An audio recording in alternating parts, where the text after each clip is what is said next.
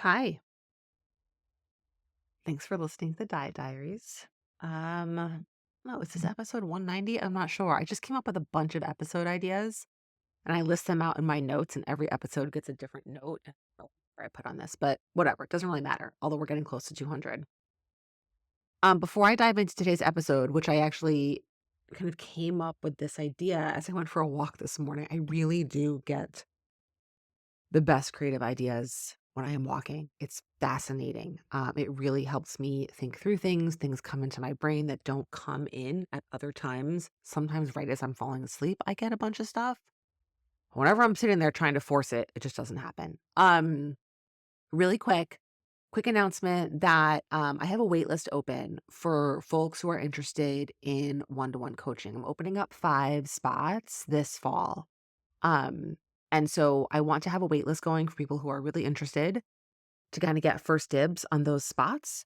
And I'm also offering a discount to those people because I really appreciate your time and your attention and your interest. So it's going to be $50 off the monthly rate, which is like pretty significant. And that will stay with you, you know, for like the duration of your coaching time with me. Unless you're with me for like 5 years.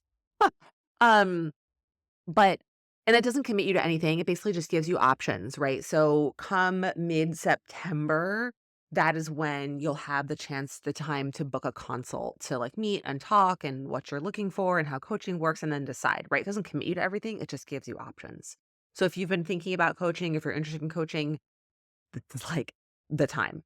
Add your name to the wait list, and then we'll do consults in, like, late September and get started with coaching, like, mid-October, which I feel like is, like, a great time of year. After, obviously, summer's over, if you have kids and you're back to school chaos, that's, like, well underway, but before the holidays. So, like, a chance to get support and some skills in place going into the holidays this year and not even start to deal with, like, New Year's resolutions and 2025 is gonna be my year, like, none of that stuff. So, anyway, that's that. There'll be a link in the show notes and all the places if you wanna add your name. So, as I was on my walk this morning, I realized that I am coming up when this episode airs on Monday, what is it, August 5th or something like that? The 1 year anniversary of the strength training program that I am doing with my friend and trainer, Gina. And I have strength trained on and off for many years, since like 2016, 2017. And I mean like heavy strength training. Prior to that, I would do like Orange Theory or boot camp classes, which weren't really heavy. But I've worked with a couple of different online programs over the years. And this is the most consistent I have ever been. And it's been a year, which is a long time. And so I thought I would share kind of like what I've learned from 1 year of strength training and how I've done that and why I've done it and what I've learned from it in hopes that it's helpful for you. Um, so first I thought I would just share like, and I've talked about this before in recent episodes, so I won't belabor it too much. Like, what do I mean by consistent strength training, right? I'm following a program, right? So I have done a couple of different versions of that, which I won't get into, but it's very structured. Gina, the program is in the app. It's specific. This is what you do. This is how many reps. The app is awesome. So you can kind of track your reps and your weight so you can see your progress and you can look back and see like, how much stronger you've gotten, whether it's more weight or more reps, whatever it is. Um, and I decide though what days I'm going to do the workouts. And there's no accountability with this, right? So like you can check in and get feedback, but this isn't like a Zoom thing. Gina's not like, checking in to make sure that I've done my workouts. It's like self-sufficient, right? That's the type of program that it is. And what I love about her is one of her goals for women is that strength training becomes as part of your routine as like brushing your teeth or eating or going to sleep or taking a shower, right? Part of it is she wants it to become so ingrained that it doesn't any longer become as much of like this extra thing to do so much as it is like ingrained and embedded into your life. So, and that is very much what it has become for me. That's not to say that it doesn't take effort or that some days like today are really hard. Like today, I actually didn't do my workout. I woke up, I really, really, really, really just did not feel like doing it. And I couldn't even tell you the last time I skipped a workout because I didn't feel like it. I've skipped because I was sick, because I was tired, because my body wasn't physically capable. But not being in the mood, I never skip. So I let myself do that today. And I kind of mentioned this on social media that it's really important to get radically honest with yourself about why you're not doing something. Because there's a big difference between having grace for yourself and being kind to yourself and letting yourself off the hook. That's kind of the definition of self-compassion, is holding space for yourself and speaking to yourself kindly and with love around things that you can't control, and taking fierce action, sometimes uncomfortable action, on the things that you can, and knowing the difference between the two. Um, and so today, was I let myself off the hook today. Today I was not really giving myself grace. I kind of like could have done the workout, but really didn't want to and didn't. But this never happens and I don't do this. So it's not a big deal. If I were doing this all the time, that's a different story. So that kind of leads me back into what I was going to talk about, which is like, what does consistency mean? And that means doing the thing you're supposed to be doing most of the time. When it comes to strength training, that is somewhere in the range of 2 to 4 times a week, right? Obviously, it's relative to whatever the action is that you're working on. And so that's what I do. I strength train generally lately. It's been 4 times a week. This week is probably going to end up being 3 times, depending on your program. And especially if you're new and just getting started, 2 times a week. And keeping going with that, right? So a month ago, we were in Costa Rica. So I did like one really short workout. We were there. And then I came home sick and I really did not feel well. And just working out, strength training was just not going to happen. So I basically didn't work out for about close to 2 weeks. And then as soon as I felt better, I kept going. That's consistency. It is keeping going no matter how much time has passed, because you're not starting over. What you did didn't get undone because you stopped doing it. It still happened. You need to keep going and you need to show up. You need to get clear on what consistency means for you, because yes, there's kind of the structure of what strength training is and how often you need to be doing that to get the results or the outcomes, which is 2 to 4 times a week. And then there's also what's going to be realistic for you, which is a little bit of, yes, meeting you where you're at, and a little bit of like challenging yourself to get uncomfortable. And also acknowledging that like, you're not going to love it, right? This is what I talked about in last week's episode. This is actually an unintentional kind of perfect segue, which again, unintentional, didn't plan it. Like, you're not always going to love doing it. You're not always going to want to do it. That's okay. That's normal. What you will start to realize is how good it feels while you're doing it, after you're doing it. And then you start to also, with some accumulation and consistency, you get the bigger outcomes of doing that workout and building strength and helping improve your body image, in realizing what your body is capable of, and improving your mental health, and giving, yourself kind of dedicated space to focus on like what your body can do versus what it looks like, and paying attention to like picking up a heavy weight where really your brain kind of like clears out and there's not a lot of space to be thinking about other shit. So there's so many kind of those emotional benefits as well, right? So I've been consistent. I've gone away. I've been sick. There's been a day, a couple of days here and there where I haven't wanted to do it, and I have kept going. Now, why have I been able to do that? Why is this different than the other strength training programs I have done? 2 big reasons why. One is I have finally realized I need to be at home. The last time I strength trained, I was going to a gym about 15 minutes away. And prior to that, I had gone to a gym that was 5 minutes away, right? So I've done both. And we were going to this other gym because it was nicer and it had kind of better equipment. And after a period of time, it was a half an hour just to get there and back, right? Round trip. It's a lot of time. That's like 75% of like the workout time, right? If the workout's 45 minutes, half an hour, right? And ultimately, it just kind of started to like, I didn't want to go. I had other stuff to do. Like, it just stopped happening. And when I knew that I needed and wanted to start strength training again, when I reached out to Gina, I'm like, I'm going to do this at home. And we made it work with the equipment that I have. I have slowly added over time. I have another episode, which I will try to remember to link it in the show notes, for like the equipment that I do have. Is it an investment? Yeah, it's an investment, but you're paying for a gym membership you're not using. Like, that money's getting spent either way. So invest into something that you're actually going to use.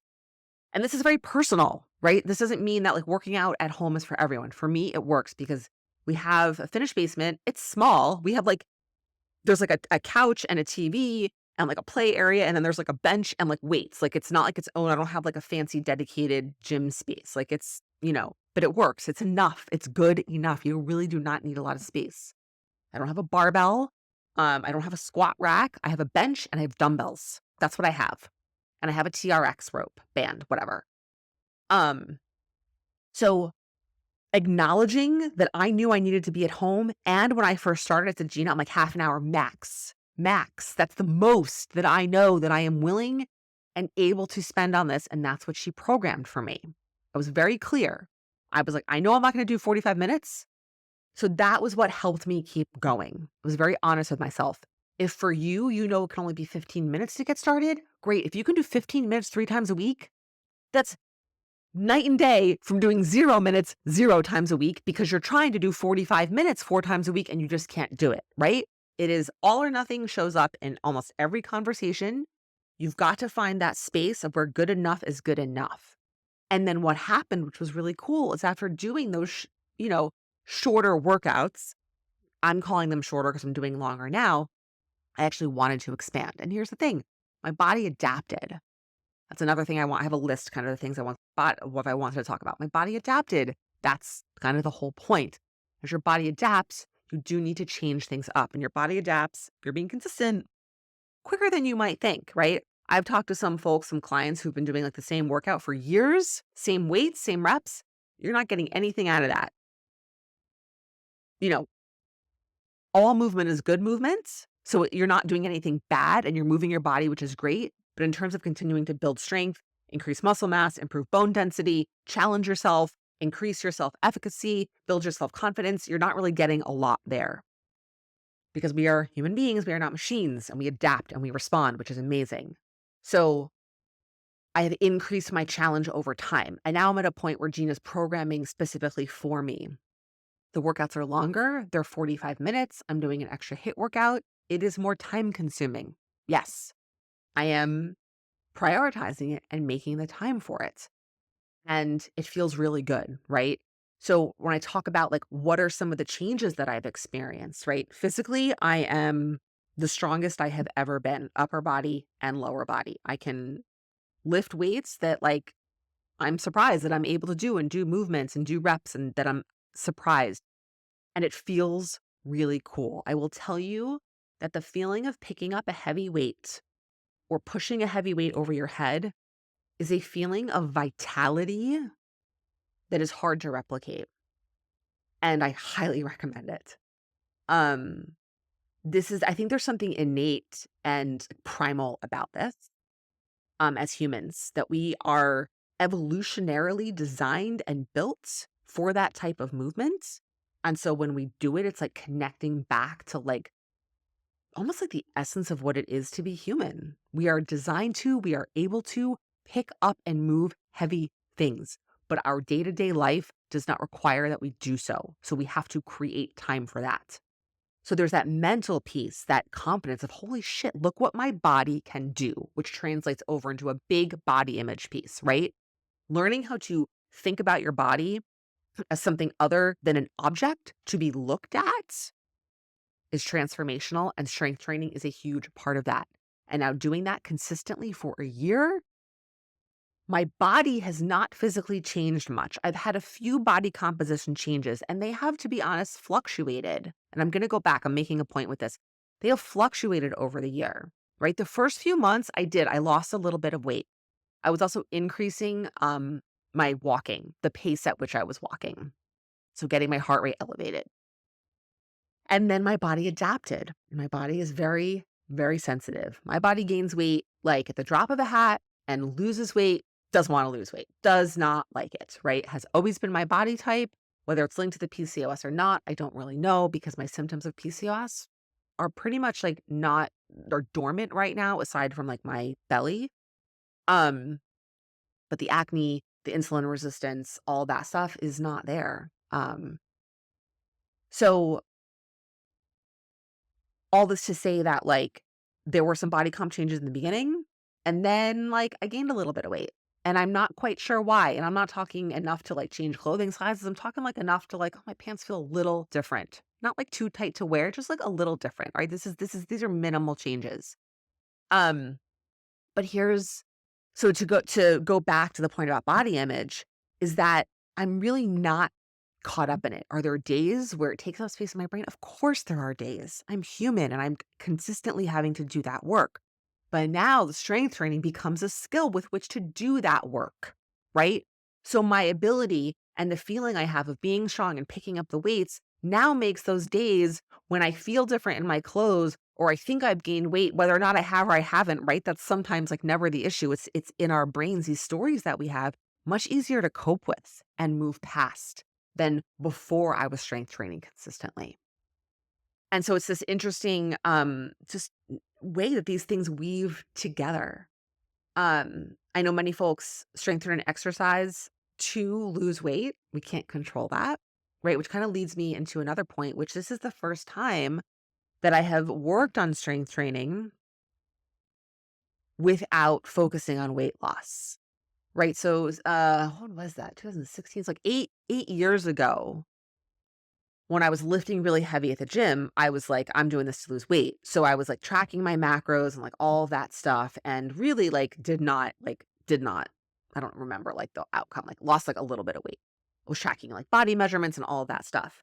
And so it's hard to get strong when you're limiting calories, right? This is the science. Like if you want to build muscle, you have to be eating enough food, specifically protein, to fuel that. Um, Especially if you are in a body that has chronically dieted for 20 years.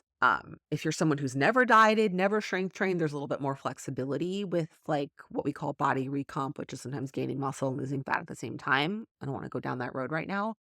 But all this to say that prioritizing protein and my nutrition and portions and being really thoughtful about why I'm using foods and portions of desserts and like working the skills that I talk about all the time. Like I use those skills all the time. Do I use them perfectly? No, because I'm human. Do I use them most of the time? Yes. But doing that and strength training without a focus on how much weight am I losing or how many calories did I have or did I hit my macros is fucking awesome. Right. And it's the first time I've done that. So the fact that I've been so consistent with the strength training and the fact that I have not been trying to actively lose weight, that is not a coincidence. I read this really interesting, or I saw like a really quick post on social media, and I don't remember the exact words. And it was, I think this guy's name like Danny Matranga, something like that. I don't know where I just like saw it like quickly. And it was basically that. And he articulated it so well, which is like when you're exercising only to lose weight, you're going to burn out because you're doing it in this restrictive, punitive way and you're focusing on an outcome you can't control. When you're focusing on your health and how you feel in your body, it becomes something more that you want to do, that you become more intrinsically motivated to do. Now, yes, it's like a bit of an oversimplification, but it's true. When you are exercising and working out just for the purpose of weight loss, it's going to get old really fast because we can't control that outcome. We can't control when or how or where our bodies lose fat. And so then inherently we're doing something with a goal that we can't control. And to have a goal or you can't control the outcome, like, I mean, I'm going to do a whole separate episode about that very soon. That's like literally setting yourself up to fail and to be miserable. And that's basically why diets don't work. And that's why working out to lose weight doesn't work. Work out to build strength, to feel stronger in your body, to feel more confident, to improve your body image, to help manage mental health. And then you may lose weight as a byproduct of that, depending on many different factors and circumstances. But you can't control that outcome.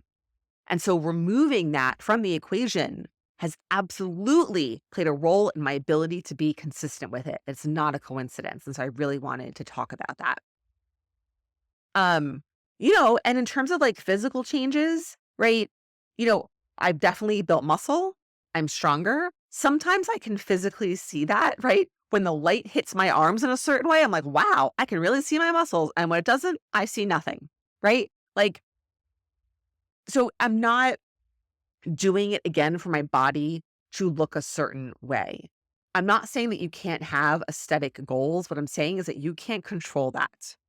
Like, no, You can't control that any more than you control how tall you are, what color your skin is, what color your hair is naturally, what color your eyes are. You cannot control, like, if you will, the way that your arms will gain muscle and the shape of that muscle. You can't control, like, where your body is predisposed to carry fat. And if it's predisposed to carry fat in your belly like mine is, you're not going to have a six pack, like, ever. Um, and like, that's okay. There's an infinite number of body shapes and sizes that humans are meant to exist in, not just one. Again, that's kind of like a bit of a separate topic, but you start to realize and accept that more as you invest this time and energy and attention into taking care of your body in this way and realizing what it can do, what it is physically capable of. And I haven't even mentioned like all the systemic health benefits of strength training because I'm really trying to talk about like what's my year been. Now, I will say, I talked about if you're on my email list, you got this email last week. Um, two big markers, my insulin resistance and my fasting insulin have both gone way down this year, which are great. Like, you want those numbers to go down. Basically, it's like an insulin sensitivity score, or I don't remember if it's insulin sensitive or insulin resistance, but basically, like, the lower it is, the better, the more insulin sensitive you are, and you want to be insulin sensitive. When you're not insulin sensitive, you're insulin resistant, which means your body has to pump out more insulin in order for it to do its job. And there's a lot of, honestly, like negative outcomes and issues with that. Like there's a lot of like, it has a lot of, like, I'm like losing my words, but you get my point. So I had blood work done like a month ago, 6 weeks ago at this point, and both of those markers had drastically improved. And the only change that I made this year was the strength training. So it's pretty clear that those two things are pretty tightly linked. And that's amazing, right? I haven't lost weight. I haven't reduced my waist circumference, and yet I have drastically improved my health. So, and not to mention, obviously, that I'm stronger and I built more muscle mass, which is going to help me mitigate osteoporosis, right? And as I enter perimenopause, it's going to help me offset some of the physical symptoms of the hormonal changes that happen as your estrogen drops.